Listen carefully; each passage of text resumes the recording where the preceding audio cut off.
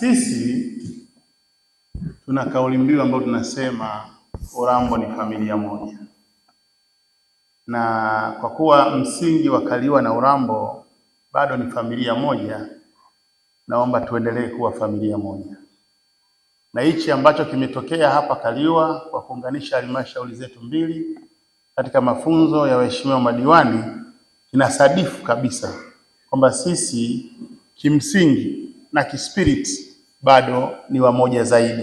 Wakufunzi wa kutoka chuo cha Hombolo, mambo ya uongozi wa serikali za mitaa ndiyo mambo yao. Kwa hiyo wamekuja kwetu kwa ajili ya kuongeza nguvu ili waone matokeo kwenye utendaji wetu, na hili lazima tupeleke pongezi kwa Mheshimiwa Rais Daktari Samia Suluhu Hassan kwa kuliona na kwa komiti wenzetu wa Hombolo nchi nzima ili kutengeneza uniformity.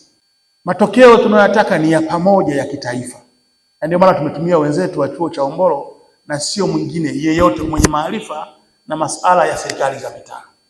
Kwa mimi napongeza sana na ni imani yangu mmetimiza wajibu wenu. Kwa serikali hii ya awamu ya 6 ya Mheshimiwa Samia, phase 2 ni serikali yenye mwelekeo tofauti kidogo. Ni serikali inayotaka matokeo, haitaki hadithi. Tunahitaji matokeo, na matokeo ya halmashauri yoyote lazima yaanzie kwenu, na ndiyo maana wamesisitiza sana juu ya umoja kati ya wataalamu na nyinyi waheshimiwa madiwani, mzungumze lugha moja. Lakini pili, kuna hawa wakurugenzi wawili, nao ni sehemu muhimu sana ya matokeo ya halmashauri zetu zote. Kwa lazima kuwa na muunganiko mzuri kati ya wataalamu tulionao, waheshimiwa madiwani na kurugenzi zetu mbili. Tusipokuwa na mafungamano hayo muhimu, matokeo ambayo serikali inayatamani, ndugu zangu, hayatapatikana. Ndugu zangu, mengi tunafanana, wote tunategemea kilimo. 90% ya watu wetu wanategemea kilimo. Tumbaku iko vipi kwenye mikakati yetu?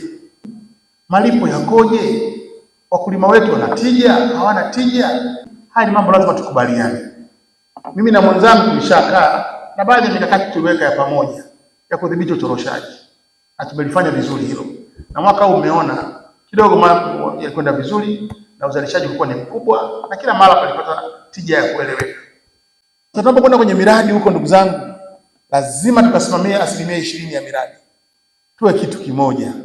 20% ni nguvu za wananchi. Tukifanya hivi kwenye miradi yetu, hakuna mradi utakaochelewa. Hii iwe ni siasa ya diwani, iwe ni siasa ya mbunge, na ndio itakuwa msimamo wa mkurugenzi na wataalamu wake pamoja na mkuu wake wa wilaya. Lazima mtakuwa mna matokeo.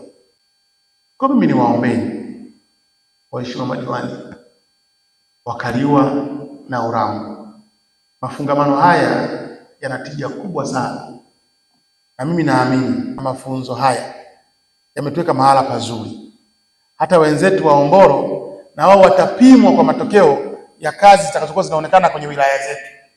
Naamini haya yaliyowasilishwa kwenu ni nyenzo madhubuti ambayo mtaenda kuyaishi na mtayafanyia kazi katika utumishi wenu wa kuzihudumia halmashauri, lakini pia kuwahudumia wananchi wetu kwenye kata zetu.